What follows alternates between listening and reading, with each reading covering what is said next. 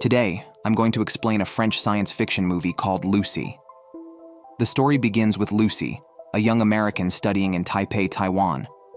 Outside her hotel, she's approached by her new boyfriend, Richard, who asks her to deliver a briefcase to someone named Mr. Zhang.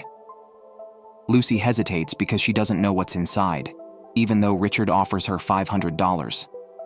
Despite her reluctance, he suddenly cuffs her wrist to the handle of the briefcase, leaving her with no choice but to comply.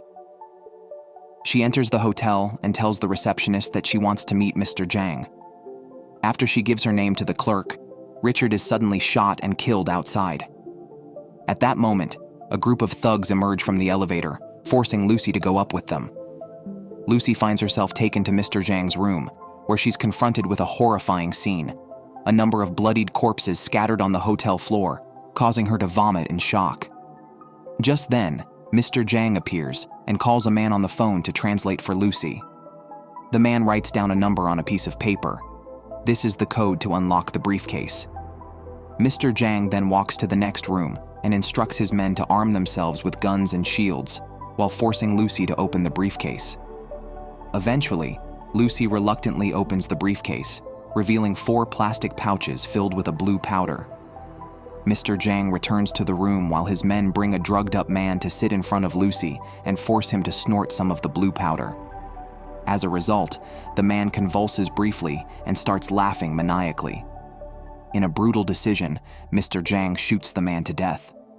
He then offers Lucy a job, which she refuses, leading to her being knocked unconscious. Elsewhere, we meet a scientist named Professor Norman, who is lecturing on his research into brain capacity in front of a large audience.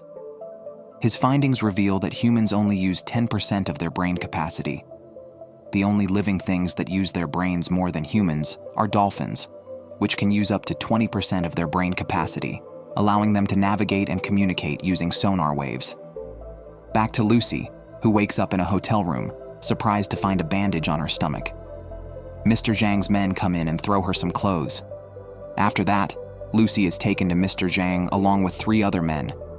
A British man suddenly walks in and explains to them that a bag of the drug called CPH4 had been forcibly sewn into each of their stomachs to transport the drug to Europe. Lucy finds herself in a terrifying situation when it's revealed that the synthetic drug, CPH4, is believed to be a highly valuable substance and is expected to become the next best-selling drug on the market.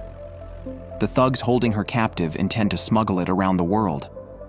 In a dire twist, one of the thugs, driven by his attraction to Lucy's body, begins kicking her in the stomach, right where the CPH4 bag is located. This violent assault causes the drug bag to tear, releasing a large quantity of the drug into her system. Suddenly, Lucy is thrown all around the room, even up to the ceiling and back down to the floor. As all this happens, Professor Norman explains that if humans can unlock 20% of their brain capacity, they will gain the ability to control every cell of their own body. If they access 40%, they will be able to control other people's thoughts and manipulate matter at will. Someone then asks him what would happen if humans could unlock 100% of their brain capacity, to which Norman admits he has no answer. Not long after, Lucy awakens with her eyes glowing a bright blue and sits up as if nothing had happened. A thug enters the room, and Lucy, now possessing incredible newfound powers, teases him and then effortlessly knocks him out. She takes his gun and walks outside, killing the remaining thugs. Surprisingly, Lucy greedily consumes all the thugs' food before leaving the scene. Even more shockingly, despite being shot in the shoulder, Lucy casually extracts the bullet without feeling any pain. She then travels to the nearby Tri-Service General Hospital, forcing a taxi driver to drive her there. On the way, Lucy begins to experience something strange. She can hear people's conversations from a distance very clearly. Arriving at the hospital, she can read the signs with ease, as if they were written in English. Lucy then enters the operating room where doctors are performing surgery on a patient. She looks at the patient's X-ray scans and decides immediately that they won't be able to save him due to a tumor in his brain that has already spread too far. Lucy forces the doctor to remove the bag of drugs from her stomach while she calls her mother on the phone, saying that she can feel everything, the space, the air, the rotation of the earth, even accessing the deepest parts of her memories. She also tells her mother that she loves her very much before hanging up the call. At this point, the doctors manage to remove the bag of drugs and are stunned when Lucy tells them it contains CPH4. The doctor reveals that natural CPH4 is produced in tiny quantities by pregnant women during their 6th week of pregnancy to provide energy for the fetus's development, which explains his surprise that Lucy has survived this far. Lucy, now imbued with heightened physical and mental abilities, returns to Mr. Zhang's hotel, where he is getting tattoos and facials. With her newfound powers, Lucy immediately kills his bodyguards and assaults him, stabbing knives into both of his hands. She then telepathically extracts the locations of the 3 remaining drug mules from his mind, based on images of their plane tickets. Afterward, Lucy leaves Mr. Zhang screaming in pain and returns to her apartment where she meets her roommate, Caroline. She borrows Caroline's laptop to quickly research her condition and finally finds Professor Norman, whose research might be the key to saving her. Lucy contacts him immediately, sharing what she's feeling and experiencing, how she's reached up to 20% brain capacity and has become both ruthlessly efficient and emotionally detached. She proves her abilities by manipulating electronics, causing her image to appear on several electronic devices in Norman's hotel room. Lucy then makes plans to meet him in 12 hours. Before leaving, she prints out a prescription for Caroline, telling her to make some lifestyle changes due to her unhealthy habits. The news of Lucy's actions at the hospital the previous night quickly spreads across the media. To evade recognition, Lucy changes her hair color and style before boarding the flight. At the same time, she also contacts the local police captain, Pierre Del Rio, asking for his help to find the remaining 3 packets of the drug. With this information, the local police manage to catch all the drug mules, and Pierre instructs his men to secure them in Paris. During the flight to Paris, Lucy continues her research while typing at high speed on her laptop. The flight attendant asks her to turn off her laptop, but Lucy instead requests a glass of champagne. Unfortunately, the champagne triggers a terrible reaction within her as her cells start to destabilize. Lucy runs to the bathroom as her body begins to disintegrate. To stave off her disintegration, she pulls out the remaining CPH4 and snorts it, instantly restoring herself to normal, though she passes out in the process. A few moments later, Lucy wakes up in a hospital room, with Pierre and several other officers and doctors waiting for her to wake up. She leaves the room and makes everyone in the hospital faint with a wave of her finger, except for Pierre. Lucy then removes the bullets from Pierre's gun and instructs him to take her to where the drug mules are previously secured. During the trip, Lucy uses her newfound power to see everyone's phone signals. After sorting through these signals, she manages to overhear a conversation between G, Mr. Zhang's top henchman, who is on his way to the hospital where the 3 drug mules are being secured. To prevent them from being found, Lucy takes over Pierre's car and drives manically through the streets. However, G, along with his armed men, have already arrived at the hospital to find the other drug mules.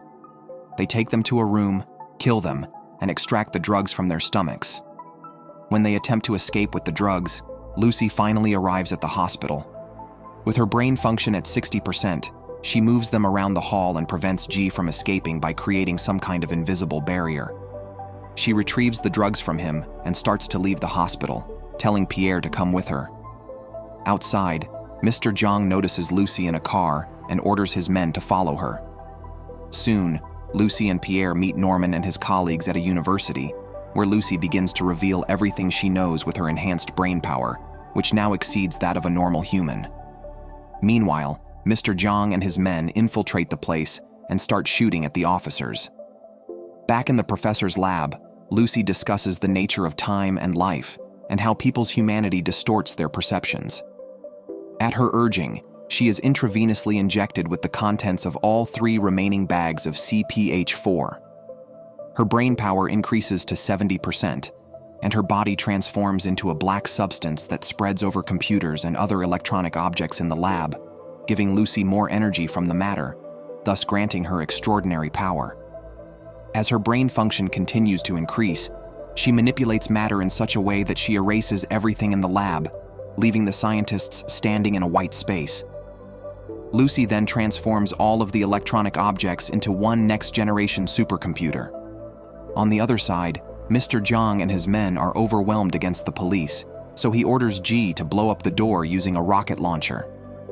Luckily, Lucy manages to transfer her body thousands of miles to Times Square. She mentally begins a space-time journey into the past using a wave of her hand, starting from the early 20th century in New York to colonial times, all the way to prehistoric times, eventually reaching the oldest discovered ancestor of mankind. She shares a moment of calm with the Australopithecus, and the two touch fingertips, sending Lucy all the way to the beginning of time, where she witnesses the Big Bang. However, Mr. Jiang enters the lab and slowly points his gun at Lucy's head. He shoots, but by that point, Lucy has reached 100% of her brain capacity and promptly disappears, moving into the space-time continuum. She only leaves behind her clothes and the black supercomputer, while Mr. Jiang fires his gun at nothing. Pierre then enters the lab and fatally shoots Mr. Jiang. After a while, the supercomputer disintegrates and morphs into a black flash drive, which is taken by Professor Norman, thus completing his research all along. Pierre also asks Professor Norman where Lucy is, but his cell phone suddenly rings, and he sees a text message indicating that she is everywhere. The movie ends with Lucy's voice stating that this is what life can do and what must be done with it. Thank you for watching.